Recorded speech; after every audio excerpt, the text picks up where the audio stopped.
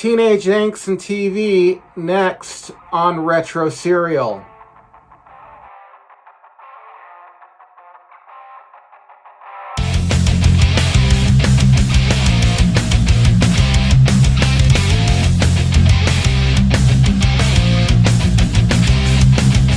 Hey everyone, I'm Ian C. and you're listening to or watching Retro Serial.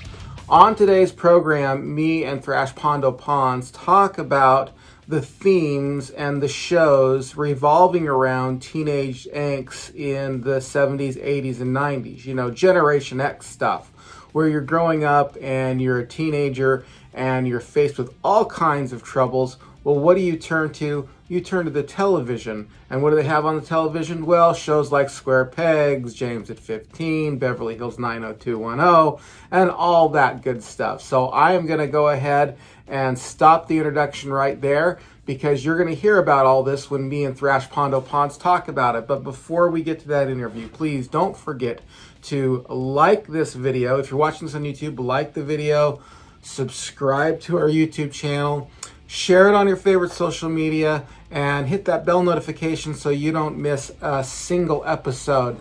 Those three things right there, four things right there, mean the world to us here at Retro Serial. If you're listening to this on podcast form only in audio, please don't forget to leave us a rating and review. That really helps us out. And also share it. You can share it audio on your favorite social media. But if you like what we're doing here, you're going to love what we're doing over on the YouTube channel. Check it out. Links to both my channel, Retro Serial, and Thrash Pondo Pons channel are in the description box below. And if you want to go a step further and support us financially here, you're always welcome to do that. Please hit the link below in the description box to our Patreon page, where you will find a couple levels of support. Those levels of support being the Cornflake Club, which is $3 a month. And it's just a tip jar saying, hey, we like what you're doing, keep it up. And if you want to go a step further and donate $5 a month, that would be excellent. You'll be part of our Honeycomb Hideout, and you'll receive most all videos and podcasts one day in advance. Now, with all that said, let's get to our discussion. All right, everyone. Well, you've heard the introduction, and I'm here once again via Zoom with my good friend Thrash Pondo Pons. It's actually been a while since we've done a Zoom meeting together, huh? It has. It was last year. Yeah, it seemed like a year ago. Well, yeah, because we had the holiday break, but then one of the interviews that I did was with the Metal Tavern, and you weren't able to make it, so you missed that one. But we're back on schedule now. We should be able to do these and get these podcasts out to you regularly, and YouTube casts as well. And today I won't be long on an introduction because I'll already have introduced the subject matter, but we thought it'd be fun to kind of pick up where we left off last Monday night on the YouTube channel, on the talking a lot about teenage angst. Not films this time, though. We're kind of more limiting it to television at this point. So teenage angst television shows. And what was interesting is last Monday night, we did a live Q&A, and I had been out for a while. So I just said, well, let's just open it up to the forum. And because I had just recently did a video on Square Pegs, 5 things you know about Square Pegs, a lot of people were coming in and asking questions about Square Pegs and my so-called life and freaks and geeks and stuff like that. So I thought it'd be fun. And I thought it'd be fun to think about just doing, television shows of the 80s. But then you, Thrash, you said, hey, let's do one on teenage angst to follow what we did. There was a lot of love for Square Pegs, and I didn't realize how much until we actually did the chat. So I'm like, why not run with it? Because there's a lot going on there. Yeah, and it was a lot of fun for me to look up Square Pegs.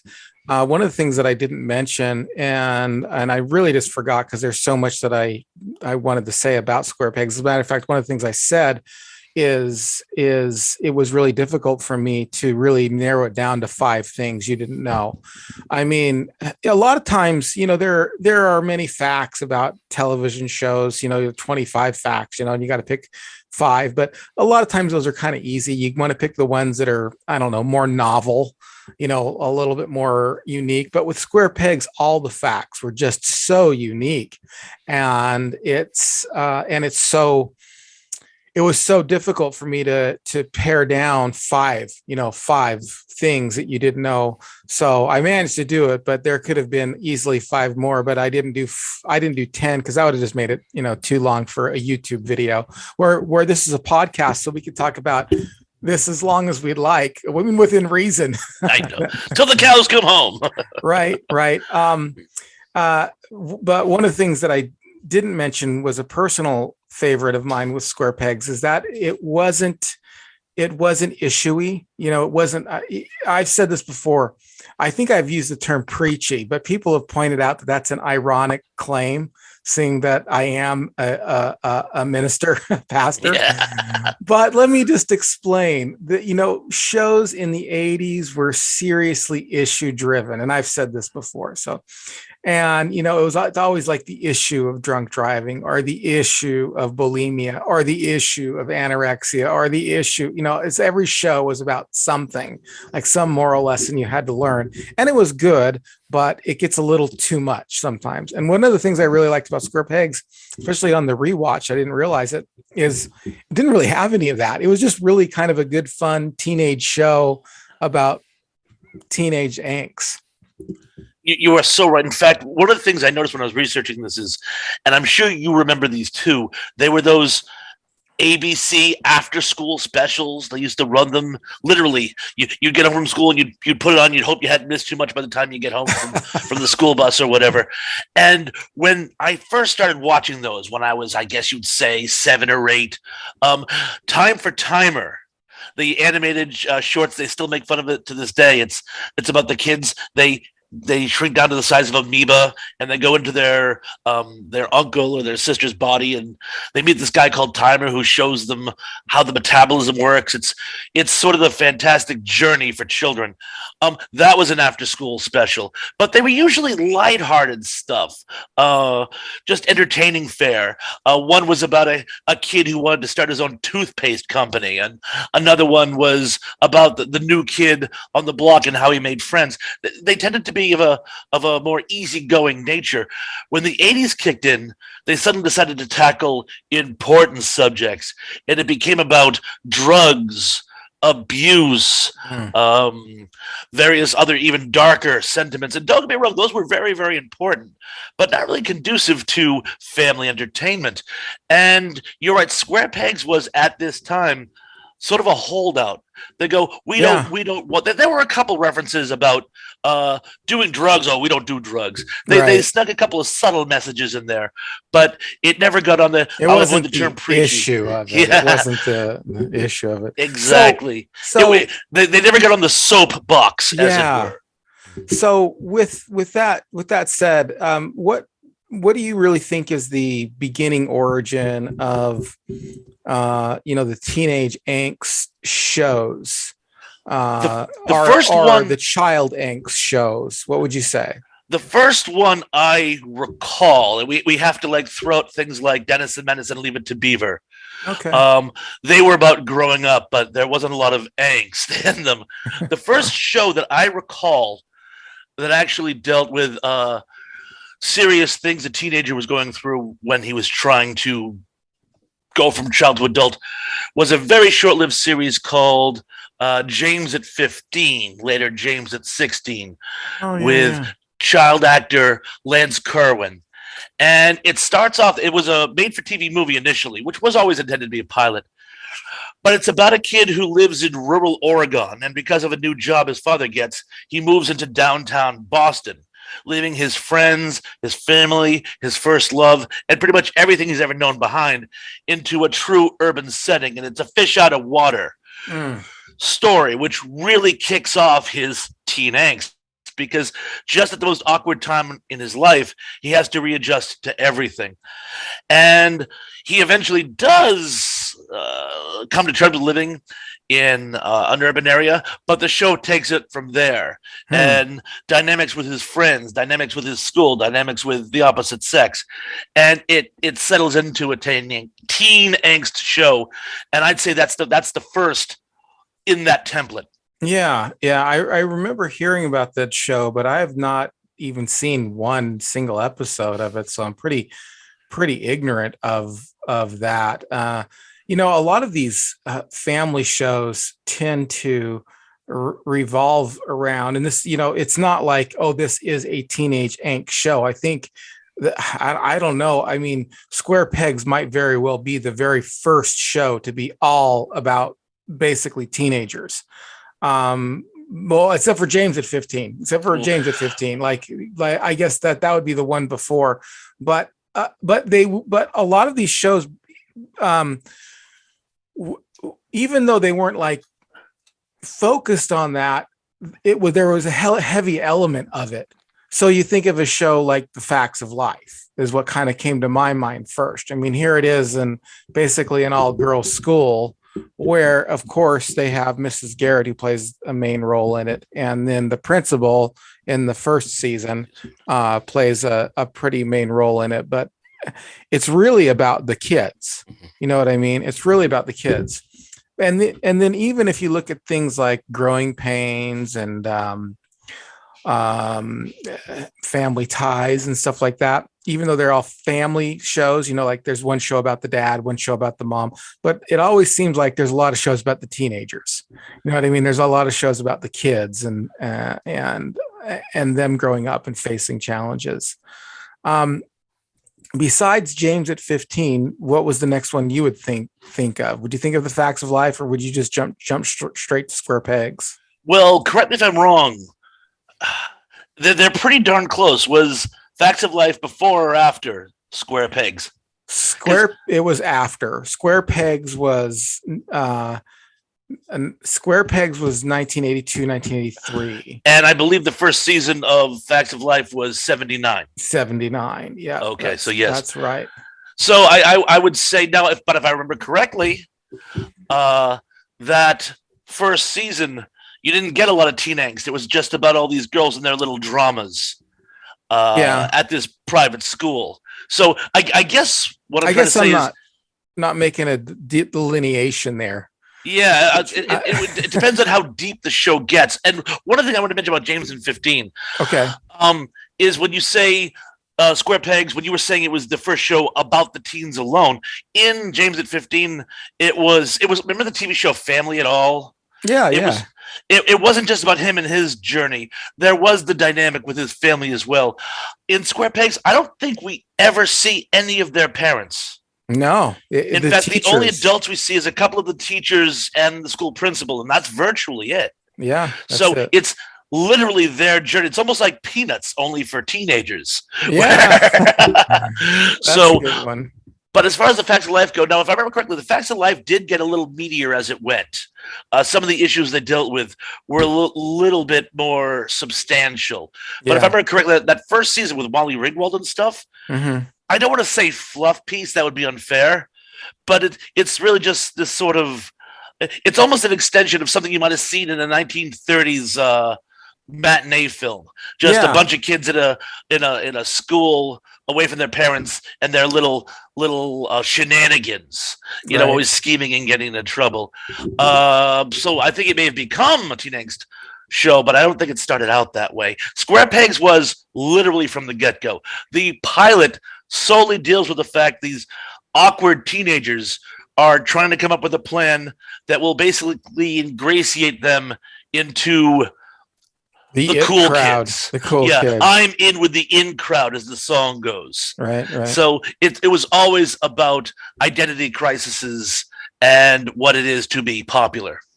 Do you think, looking back, and I want to talk about maybe some of the tropes and some of maybe our favorite episodes are and in TV, it doesn't necessarily even have to be sitcom. Remember Family? Was Family an hour? It was. Was it a comedy though, or no? It wasn't. It was like kind of a lighthearted drama, wasn't it? Yes, it was. I'd call it dramedy. There was a lot of humor in it, but it also got some of it got downright dark. Yeah. So I would have to label it as like one of the early dramedies. Not quite soap opera, but I can't good conscience call it a comedy, It a wasn't a sitcom. sitcom, but it No. was like a lighthearted, I don't know, like it would be like if the Brady Bunch was an hour long. Mm. I mean, basically, that's the kind of level that I remember Family being, is basically like an extended version of the Brady Bunch. It was just really kind of fluffy, not really, um, They dealt with some serious issues though, some yeah, adult themes, as they I would say these days. yeah, that's true. I shouldn't say that. It would maybe a darker version of the Brady's, but an hour long, and not and like little jokey, a little lighthearted in some places.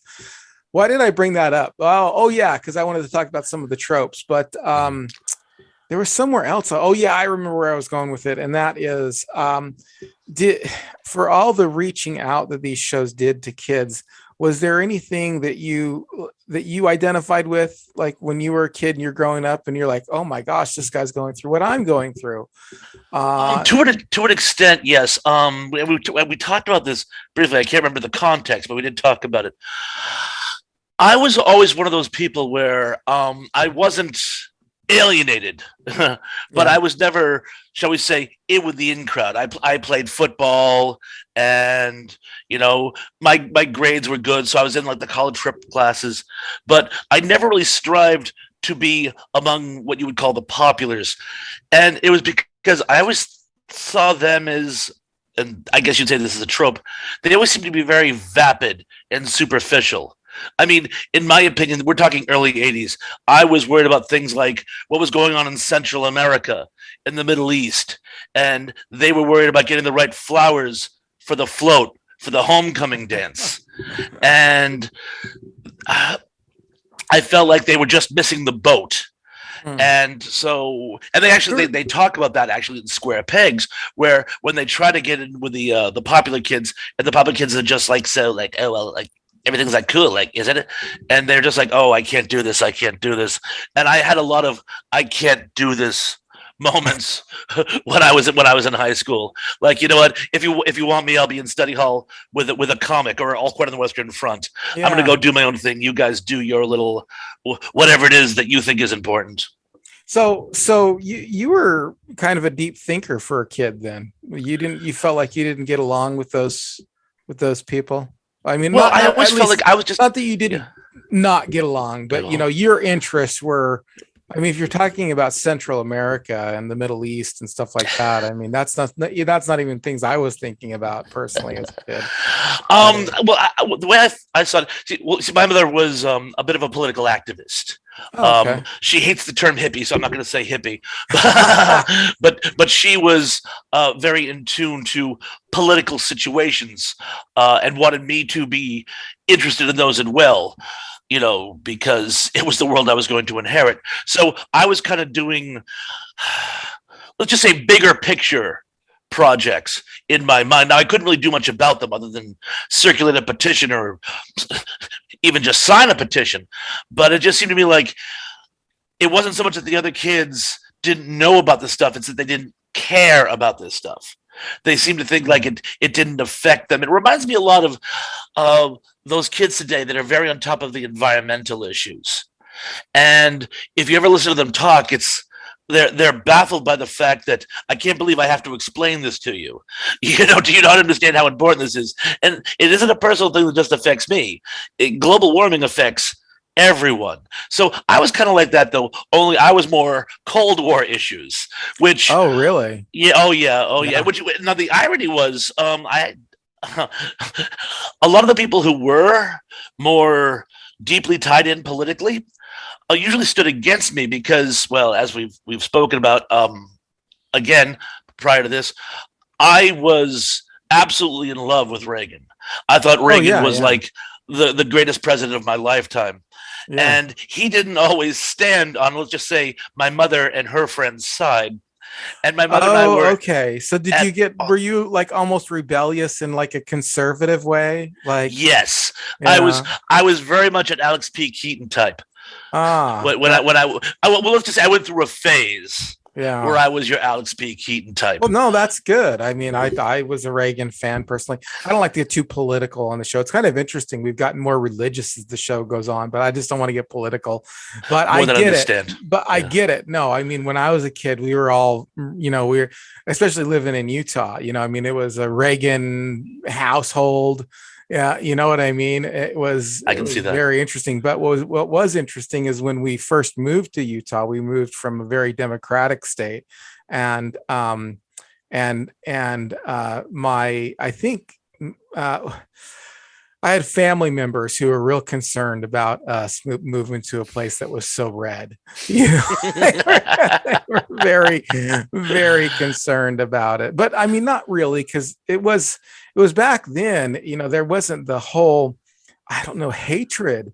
Like it was okay, like to disagree politically, and now it's almost not okay to disagree politically. You know what I mean? And you are so right. I mean, my mother and I, and I'm not going to say we never fought, but 99% of the time it was more just a healthy political debate. Yeah. And I remember there were a lot of kids I went to school with where we would have a disagreement politically, Mm-hmm. but it was never this sort of like polarized, you disagree with me politically so you're my enemy type. Yeah. Even though there was some pretty deep There's some pretty political issues serious issues, back but I then. mean, Yes, it there just were. wasn't that way when I was a kid and you grew up. First of all, I mean, living in where I lived, I mean, when I became of age, started growing up a little bit and noticing some of these things, there wasn't really a whole lot of disagreement. But the disagreements that there were, it wasn't like this, well, you're evil if you disagree with me. I know people And start now banning the it's word antichrist a lot now, and I'm like, really? You're going to default to that? I mean, come on. There's a distinction between right. disagreeing politically and the Right. the spawn of Satan. I Right. think we can try to distinguish between the two. Well, let's move on with some of these issues and also some of the actual shows. Um, well, we already mentioned a couple shows. We mentioned Facts of Life, James at Mhm. 15, Square Pegs. What would be the next kind of show you would look at as far as a teenage angst or even a young adult angst kind of show? Would you say kind of cropped up during the whole Gen X period? Well, a lot of the shows moving forward from Square Pegs, a lot of the shows tended to be more family oriented, as we were discussing about like growing pains and family ties. The teenagers were certainly the central characters, but it was really the whole family unit. Just instead of Fathers Know Best, where the father is the principal one, in Family Ties, it was Alex P. Keaton. Yeah. It was the oldest son or the one son. So, but as far as teen angst goes, one of the things I noticed, like looking forward, and I'm going to just skip some ground just because this one blew my mind when I saw it myself. Well, I was already an adult by this point, but when the WB and some of the channels when they started doing like Dawson's Creek, Mm. which I did like because it was supposedly set on Cape Cod, which is Oh, where I okay. live. Right. Right. Now, there is no Cape Town. Cape Town is in South Africa. I don't know why they just chose the term Cape Town, probably because it sounded Cape Coddy. Of course, if it was Cape Cod, we'd come up with something a little more creative. Although the other name for Cape Cod is Barnstable County. And we have a town in Barnstable County called Barnstable, which has a village in it called Barnstable. So there's a certain amount of redundancy there. But people this come is to me. this is like one of those Russian dolls. Exactly. People used to come up to me all the time too, and they say, "So, where is Cape Town? Where is Cape Town?" And I go, "It doesn't exist." I believe it was supposed to be Sandwich. Yeah. It's modeled after the town of Sandwich, but that's just speculation.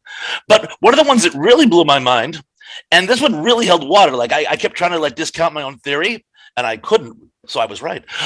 Buffy the Vampire Slayer. Oh, okay. Buffy the Vampire Slayer really holds water as a teen angst show. I mean, yeah, granted, it's about a teenage vampire hunter, but every show she's dealing with things which teenage students had to cope with in contemporary turn of the century society. Hmm. Problems with her co-students, problems with dating, dramas with her friends. Talk about one of the tropes we were talking about, of course, and it's something we you've seen in all of them, is that mean girl trope. Oh yeah, I, yeah, I mean, Tracy Nelson from Square Pegs, yeah. the sort of mean spirited Valley girl. Hmm. She's possibly the high watermark of it. But of course, in Buffy, it was her frenemy. Oh, what was the girl's name? Cordelia? Who was the actress? Do you remember? I can't remember her name to save my life. Mm. But it's the one in the pilot. They stumble upon Willow, and this girl, I want to say Cordelia, so let's go with that for just a second. She looks at her, and she's wearing this sort of homemade plaid dress, and she looks, Willow, nice dress. Good to know you've seen the softer side of Sears. And I was like, Ooh, wow, ooh, that is yeah, so mean. yeah, And yeah, and again, she ends up becoming more of a frenemy than an actual adversary. yeah. But I mean, you always you have to have that trope. There has to be like this one popular girl who likes to be mean to everyone, and generally speaking, it's because there's dramas at home and she's very insecure, and this is her way of combating her insecurity. Right. And I'm sure there's a lot of that in real life too. Well, I dealt with that. I mean, what was interesting for me is, dealing with the mean kids is some of it was literally my fault, and I've explained this before, and that is, I just didn't know how to fit in with people. I was very, I don't want to say autistic, but you might have thought I was autistic because I just didn't know how to. I mean, I really thought that it was okay to wear a wooden dowel that you thought was a sword to school. You know what I mean? And no one thought it was cool, but in my head, I'm like, this is going to be the best thing ever. Because I didn't really realize the difference between television and and real life. So some of the mean bullying that I got was self-induced. You made And yourself a target, would you say? yeah, I did make myself a target in many of these. Now there still was no excuse Oh no. for this kind of behavior or whatever. Um, but I identified with it to a degree because we didn't grow up rich. We did not grow up rich. My mom was a nurse, and so she had times where we had more money than not. It just went through different. We just went through different phases. But there were many times where like I didn't have the newest clothes, or I had clothes that not everybody else would have, that kind of thing. And there were people who picked on me for that. There were people who like looked at, and there was some amount too of just not getting around to going to get clothes as well. Like, oh, I need a new pair of shoes. I'm just not getting around to it. I was off doing other things. And so, I'd wear shoes with holes in it, pants with holes in it. And it's not necessarily like we couldn't afford it, but it was, for the most part, my mom's working full time, then got to come home and be a full time mom. And we just wouldn't make it as a priority, in some of these situations. So I knew what it was like to be bullied because of economic status, And so when he said that from that show, that girl saying, oh, from Sears, you've seen the softer side of Sears, that really resonates with me. And my best friend when I was growing up, he's actually still a really good friend of mine. Although I haven't seen him in years and years and years, his parents were basically bums. I mean, he'd come to school with duct tape shoes and stuff, and people would make fun of him for that. I mean, duct tape to keep his shoes together, and clothes he'd been wearing for, like 2 years in a row. And people would be like, very mean, like really mean. Like, did you get that? Did you get that from the DI or the Goodwill or something like that? People were just, didn't I see you wear that last year? I mean, people just go out of their way to point out fashion. At least in my school, they'd go out of their way to point out fashion faux pas. Anyway, well, And that's that superficial vapid, operating on a totally different level that I was talking about. I mean, like, we have these big global issues that we should be concerned ourselves with, and you're worried about a kid's sneakers. Right. You just jogged a memory of mine, actually. When I would have been in, let's just say, seventh grade, and I think I got it from my grandfather. I can't quite remember, but kids had like the school book bag, Mm-hmm. and it was our school colors, and it was canvas, and they were decent. But I want to say from my grandfather, it was like one of those old style bowling bags, like you would have seen Cramden use on bowling night, Yeah. and it was sturdy. And my books fit in it, so I'm like, I'll use this to take my books to school. And some of the other kids mocked this, and I'm like, you're judging me for my book bag? That's the standard you're using? Not, it's like the old saying, not the color of their skin, but the content of their character. You're not judging me by the color of my skin, you're judging me by the quality of my book bag. Right. That's worse. Yeah. And I guess my mother had gone to a parent teacher conference, and my teacher, a homeroom teacher, had overheard a couple of these barbs. Now, I didn't care, but the teacher was a little ticked off. He mentioned this to my mom. My mom went out and got me, and they weren't cheap, but but she went out and she got me this new book bag, and she goes, I heard some of the kids made fun of you. I go, yeah, but I don't care. She's like, yeah, I know, but I want you to have a new book bag. And Mom, thank you very much. But just so you know, there's a reason I didn't mention it, but thank you. And I appreciated it. Yeah. I put my books in. The next day I went to school. One of the kids who made fun of me said, hey, got a new book bag. Great. That's awesome. Hey, do you want to sit here? And teasing me for having an ugly book bag was bad. But befriending me because I had a good book bag was pathetic. Yeah. And I'm like, really? So now you like me because I have a good book bag? I'm like, I'm okay. Like, thank you. No, thank you. No, thank you. Yeah. And, I'm starting to think maybe it's good that I'm not in the in crowd. If this is the in crowd, I don't want any part of it. Right. For sure. Yeah. I was, it's interesting bringing up theology again. Like, you were on more political issues kind of thing. I was on theological, even as a kid, I was on theological issues. It's crazy. I used to get these tapes of sermons. Even at like 12 and 13, I'd get these tapes of sermons and I would be able to memorize them. And I would go out and try to evangelize my friends.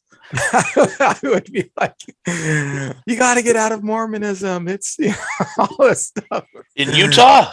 Yeah. Yeah. We were one of the few. I'll applaud your determination. Right. But it was interesting because I was kind of I was starting to get into drug culture and stuff like that. So it wasn't like something I was living out, but intellectually I was committed to the ideas, if you could put it that way.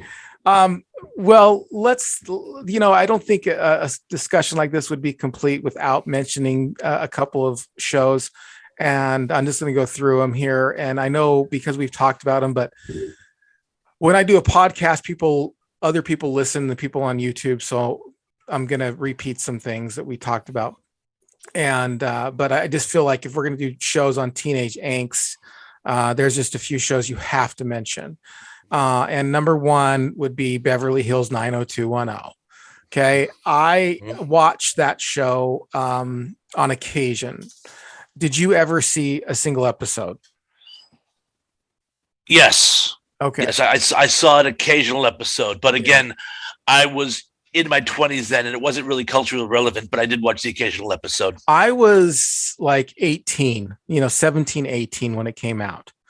And I remember because I was 18, like I said, and I had just gotten my first serious girlfriend, and she loved the show. And I would watch episodes with her, and I'd bear with them. But when you want to talk about vacuous, like I was just like, oh, there's nothing worse than watching rich kids complain about their life, especially growing up poor, and I hate to say this because I know that there are going to be a lot of people who like Beverly Hills 90210. And if you're someone out there and you have like a Beverly Hills 90210 channel and you want to come on my show and talk about it, I'd love to have you. Don't misunderstand me. I'd love to have you. I'd love to see a different perspective. For sure. But for me, I was just like, I couldn't even deal with these kids worrying about as a matter of fact, I remember, do you remember Saturday Night Live when they did the parody of the Beverly Hills 90210? I don't think I saw that episode. No. They had Dana Carvey playing Luke Perry. and he had been drinking too much, and not Luke Perry's character. I don't know which character it was. Yes, I can't. Dylan or something, and he was it was so funny. You got to go back and see the clip of it, because he had been drinking and all his friends tried to do an intervention on him, and he was mad because in the episode, in the parody, he was upset because they were going to split the district up, and he was no longer going to be in Beverly Hills 90210.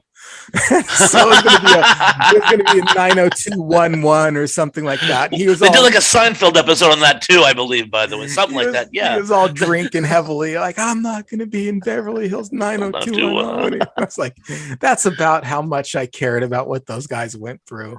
I remember Ben Stiller had a short-lived sketch comedy show. Yes, I loved it. Awesome show, amazing. It was actually too intelligent for primetime television, I believe. I think that's why they canceled it. It's like you had to think too much while you watched it. But he did a spoof, and it was called Melrose Heights 90210425759, something like that. It was like an amalgamation of all of them, and it was just, again, this sort of vapid, superficial, like they do one whole episode where they think one of them is a robot. It's like, I'm having a crisis, someone needs to make out with me. But again, it was a show that people either loved or loved to hate. yeah I mean, people loved it. There were people who just absolutely adored that show, and I could not handle. I handled it because my girlfriend liked it, as I said. You tolerated it. I did. Well, I pretended to like it, like I tried to like it. There was another show that we talked about on the last night's, or the Monday night show, and that is My So-Called Life. Oh, yes. I never seen a single episode, but it's worth mentioning in a show like this. This was 90s and nostalgia at this point. We're mid to late 90s, I think, somewhere around there. Yeah. Well, mid 90s, let's just say that. 95, 96. Yeah. In my mind. Did you ever see an episode of that? I saw a few episodes, but I think it was up against something else that I watched, which happened quite a bit. So I didn't watch it faithfully, and that was more like a soap opera. So if you blinked, you missed something. So I had no real context, but I did watch the occasional episode. Yeah, well, and then too, when you blink and you miss something, there's no rewatching it unless you VHS it back then. You know what I mean? Like if you're not there when it's on, you're not watching it. That's all there is to it. And then there was another show called Dead at 21. Do you remember that? Did you ever watch that? No, I don't remember that one at all. Oh, that was I liked that show. I got into that show a little bit. Of course, this was 90s again, and 90s for me was spotty for television because I was an adult. I was becoming an adult, so it wasn't like I was home and then there's nothing to do but watch TV. I was out with friends and stuff like that. So, but Dead at 21 was another MTV show where a kid was implanted with something that the government did to him, and he had to figure it out because everybody who got this died at 21, and he was going to, and so they were like adventure kind of things. But at the same time, through the adventure of trying to figure out, what program he was in and tracking it down, kind of almost like an X-Files a little bit, but a little teenager X-Files. There was the whole dating and drug abuse and, bullying and all those issues that come along as a result of being a teenager. So Dead at 21 was another one that was pretty interesting that I enjoyed. I haven't rewatched them or anything like that, but it was fun. It was fun. The only thing I really remember about that show is it was inconsistent because he had a handheld camera, and in the show he was documenting everything. He's like, I'm going to be dead at 21, and it's kind of selfies and video recording before the advent of the phone having it, but still at that technological state where you did have portable units. pretty easy. But I was always like, man, come on, because they would do multiple camera angles and stuff, and like, how are you doing? How was he that? filming this? Yeah. How are But it was early. It was still 90s or whatever. But that was a fun show too. Well, let's talk about some of the tropes in some of these shows, and then some of your most memorable episodes as far as the tropes are concerned. And we've already brought one up, but I really want to bring this one up, and that's drugs. Yes. Let's talk about drugs, man. Let's talk about drugs, baby. Yeah. Well, it's funny you mentioned that, because one of the talk about the MTV generation, one of the more humorous, and this actually has two of them. I'm going to start with the first one.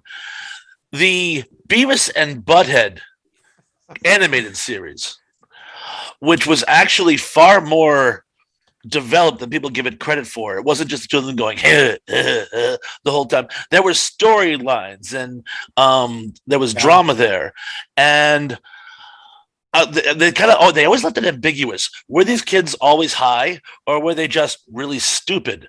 I think it was pretty obvious they were always high. They just didn't want to say that because they didn't want to advocate drugs. For crying out loud, the whole show was almost pulled. And it's a very sad story, but they made fun of playing with matches once, and a young child played with matches and set the home on fire. And I believe one of the siblings was killed, and they almost pulled the show as a result of this. Yeah. So MTV was very sensitive to the fact that children were easily influenced by what they saw on TV. So they never said that Beavis and Butthead did drugs, but again, it was brutally obvious. And but you would see that not just in that setting. You saw it.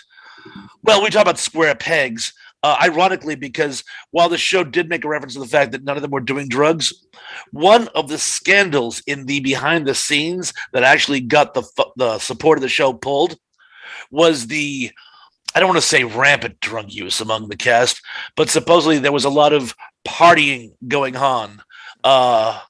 Behind the curtain, and when word of that got out, it caused like a whole backlash. Yeah. And that was one of the reasons why it wasn't picked up for the second season. Ratings was also a factor, but my understanding is it probably would have gone ahead with the second season were it not for this drugs issue. The irony being, it wasn't drugs being dealt with in the show, it was dealt with in the cast. Yeah. Well, Merritt Butrick was heavily into drugs. Very much so. There were others as well, but he was the kingpin, shall we say. He was the lightning rod of the issue. Right. One of the things for me when I think about drugs in that trope, there's a few episodes that come to mind. The one that really comes to mind is the Alex P. Keaton episode, or the Family Ties episode, where he where he takes speed, basically, essentially, and to me it's kind of funny because he takes speed so he can get better grades.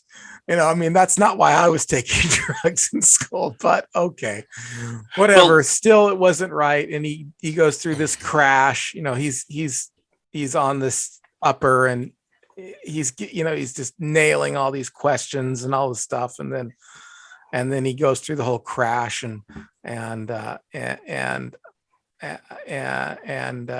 misses his test and stuff, and it's a big dramatic episode of him rummaging through the trash to try to find his drugs. Yes, because they threw them away.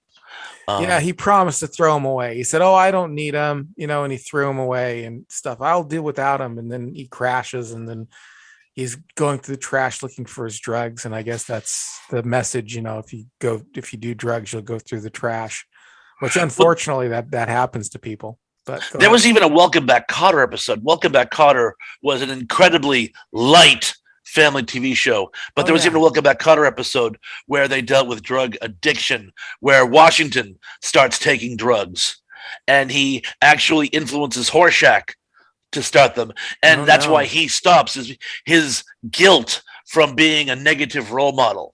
is what gets him to clean up his act. And it's a surprisingly powerful episode for something that was never intended to be a dramedy. Are you familiar with this episode, by the way? I'm not familiar with that episode, but I was familiar with Welcome Back, Carter. I used to watch it when it was on, but I don't really remember it. I've not watched it in my adult life, so I don't really remember it too well. But I remember being a big fan of it when I was a kid.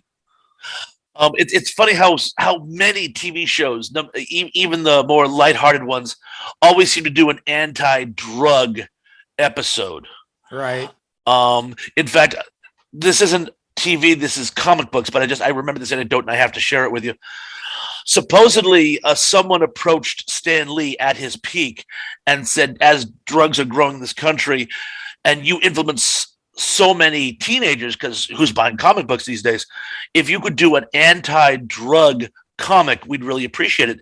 And he did an episode of Spider-Man.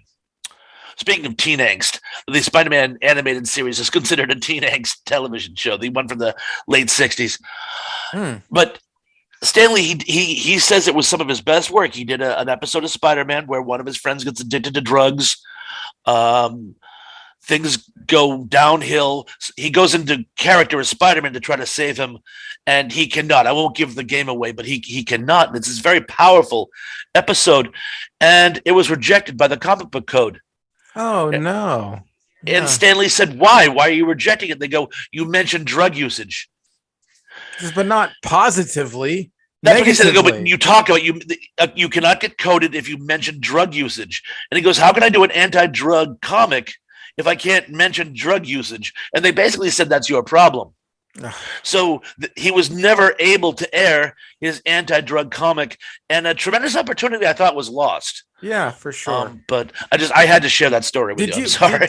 Personally speaking, so when I was a kid, about 13, definitely when I started turning 15, 16, 17, I did a lot of drugs. I did a lot of weed, and I did a lot, and I did later. I pretty much got my life turned around. I shouldn't say I turned my life around. I got my life turned around when I was about 18. So it wasn't like this extended use, but it was long enough to, be in the culture. I have to say that none of those television shows really helped me. I mean, seriously, it's not like my decisions were being made as a result of what I saw on TV. Maybe somebody's did. I don't know. I mean, I can only speak personally for me. It wasn't like I was, it's not like I was like, you know what, I'm not going to go out with my friends and smoke pot because I just watched this episode of The Facts of Life, and it was about how drugs can really hurt you. It didn't even filter into my consciousness.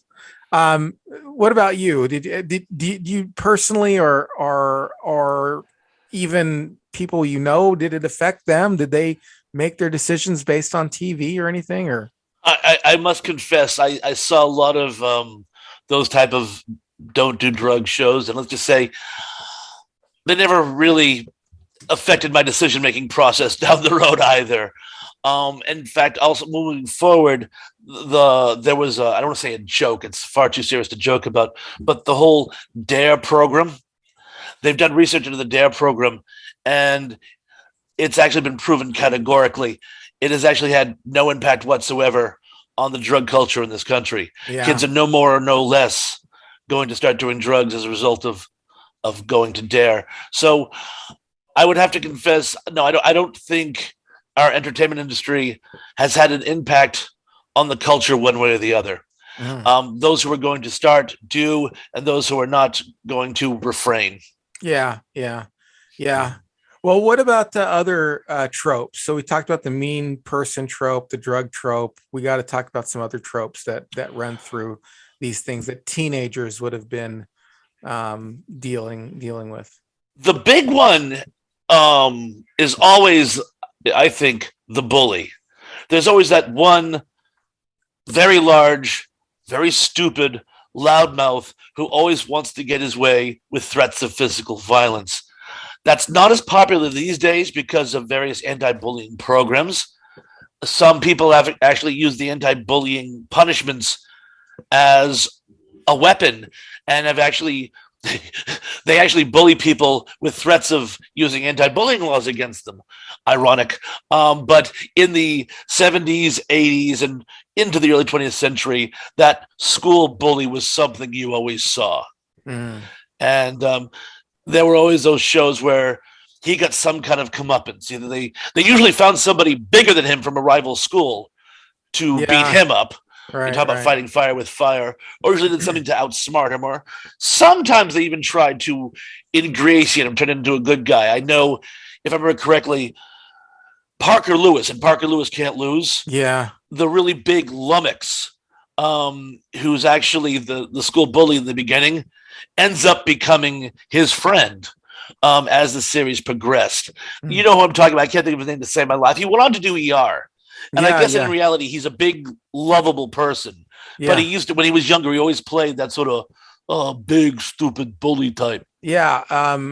Yeah. I know who you're talking about. Yeah. It's not Ethan Suplee, but it's somebody who kind of looks like him. I can't remember who it is. I know who you're talking about, though. Yeah. I can't remember who it is. I know it's not Ethan Suplee, but I know he looks kind of like him, but he was on Parker Lewis Can't. I know who you're talking about. I know exactly who you're talking about, but and if they're not big lummoxes, they were usually that sort of, shall we say, Hitler Youth type. You know, the blonde hair, blue-eyed, very strong chin, transparently came from money, and always again. They were usually more intelligent, but just as lethal. Well, Cobra Kai. Oh, yeah. The bad guy from that show, who, again, I guess in reality, I guess he's like lovable. I guess everybody loves this guy, but he's made a career playing bullies. Yeah. From the time he was a teenager. Yeah. Yeah. That is one of the bully tropes, that kind of muscular. Yeah. I remember one episode of Family Ties where Jennifer's boyfriend was getting bullied and she had to stand up for him. Remember, I don't know if you remember that one, but he got embarrassed that his girlfriend had to stand up for him. So she didn't want to she didn't know how to handle that, because she just thought, well, I'm just helping my boyfriend out, or this boy that I like. But then, I'm trying to remember that. I don't recall that episode. It sounds interesting, but I don't recall that one. Yeah, she punches the guy who's bullying her boyfriend, and then her boyfriend gets mad at her because he doesn't want a girl sticking up for him, and and he can handle his own fight. But I don't know. Well, it's something else to get made fun of. Yeah. Oh, yeah, does your girlfriend stand up for you? I could already hear the press clippings, as it were. Right. So I can certainly see what that would be. Yeah. Yeah. Yeah, well, the other one is dating. I mean, that's another big one that throughout all the episodes is dating. It's kind of interesting now to see more of a girl's perspective. I really didn't even though I was watching a lot of those shows back then, I did not have a girl's perspective of dating at all. Even though I watched like Family Ties, Growing Pains, all this stuff. I mean, I really thought that these were guys' issues. I didn't know that girls I had no idea that girls were suffering from some of the same things that I was suffering with, being shy, being awkward, wanting to do something, but not being able to, but being, I didn't have any clue as far as that was concerned. What are some of the episodes that you can think of as far as some of these tropes are concerned? Some of your favorite ones?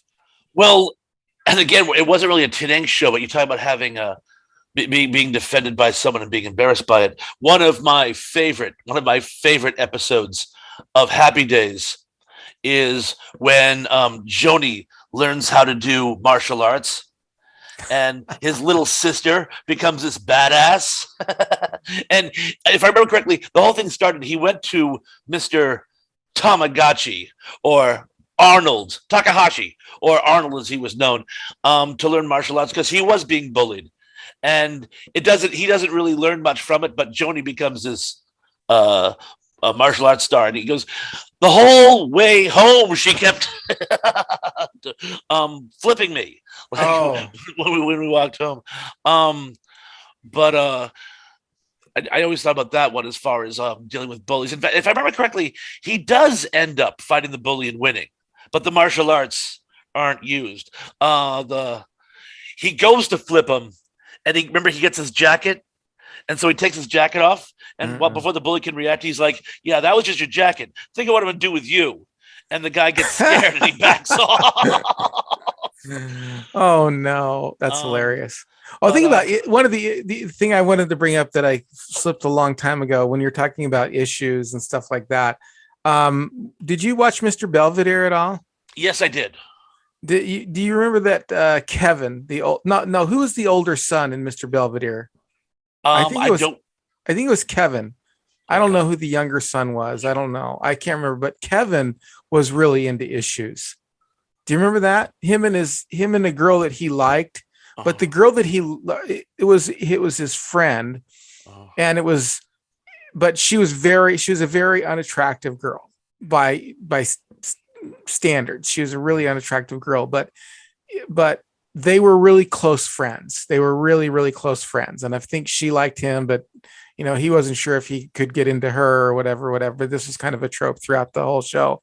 But he was into issues. He was into the world's going to end. And at least one episode was about how we're not even going to be here. And, and how global warming or global cooling at the time or something was going to, in the world, and we better do something about it. You got to stop using Aquanet or something like that. I can't remember. I don't know. I just was thinking about that. Do you remember that episode or no? Vaguely. Again, I didn't watch it religiously, but I do remember the older brother being sort of an armchair environmentalist. Now that you mentioned it, yeah, he was totally an environmentalist. Mm-hmm. Well, let's wrap this up. Do you got any final thoughts or anything you want to say else, or any other kind of shows you want to talk about? One of the shows that we totally missed that you brought up was Welcome Back, Carter. I mean, of course, that's a teenage angst show. Not quite teenage angst, but it's shows that revolved around teenagers. Head of the Class was the opposite of Welcome Back, Carter, except for was the smart kids instead of the cut up kids. But, just again, I just wanted to recapitulate this.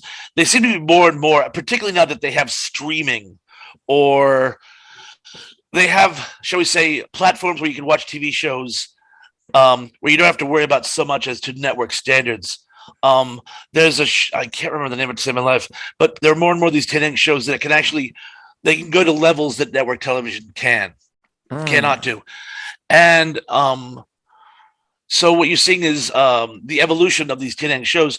They're delving into more and more I don't want to say closer to reality because they are dramas, but they're not sugarcoating it. Television always seemed to sugarcoat it, which is probably why these shows never last, because they're too sanded down to be taken seriously, but too serious to be considered situation comedies.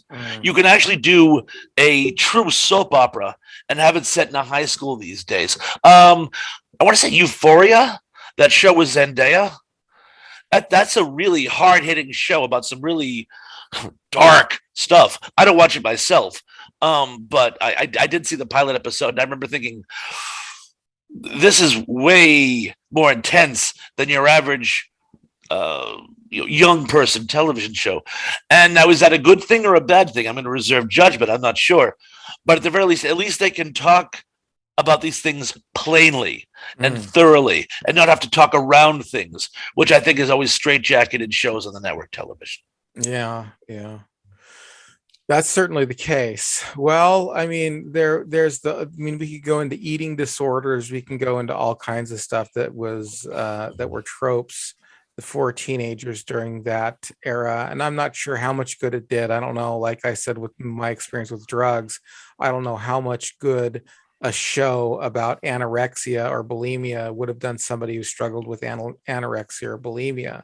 It was always about creating awareness. That was always what they were trying to do back then. They were at least creating awareness. That's true. I do have to say that it creates at least a platform to talk about those issues, which were all really important issues. Although, was that the best way to handle them all the time? I don't know. Who knows? I'll reserve judgment on that one too. I'll let people fight that out in the comment section. Any final thoughts, Thrash? No, just that again, I think as there are more platforms open to young people, perhaps the quality of entertainment will become measurably improved as we move forward. It can't get much worse. Right. Well, everyone, I just want to thank you for listening to this episode of Retro Serial. If in fact you are listening to this on podcast form, please, by all means, write me a review and leave me a rating. Those things mean the world to me, and share it on your favorite social media. And if you're up for it, you like what you're listening to and you want more of it, please head on over to the YouTube channel. The YouTube channel has a lot more. And by the way, just so you know, on the YouTube channel, a lot of times when we have a guest on, we will interview them on Monday nights. So we had the Metal Tavern recently, just so you know. I mean, if you've listened to it, but they were kind enough to come on Monday night, and then Monday night's kind of an interactive night with my guests. So if you liked listening to what we talked about, you go on Monday and then you actually get to type in questions, and we answer as many of them as we can possibly answer. So that's a good reason for heading on over to the YouTube channel. If you're on the YouTube channel, hit that like button, hit that subscribe button, hit that thumbs up is the like button. Share it on your favorite social media, hit the bell notification, and Thrash Pondo Ponds as well. Please subscribe to him. His channel will be listed in the show notes. So click that link and hit that as well. And if you want to support anything we're doing at Retro Serial, whether it's on podcast or whether it's the YouTube channel, please head on over to the Patreon page, where you'll find 2 levels of support. There is our Cornflake Club, which is $3 a month, which is just a tip jar saying, hey, we like what you're doing, keep it up. And there is the Honeycomb Hideout. If you are part of the Honeycomb Hideout, you get most all videos and podcasts a day in advance. There's a little bit of an exception to that. Like, for every once in a while, I'll do something on a celebrity death. That's got to be uploaded that day. You know what I mean? I can't wait till the next day to talk about that. So sometimes some videos, very rarely, but most all videos and podcasts you get one day in advance. So head on over there. And until we meet again, just remember to stay retro, everyone.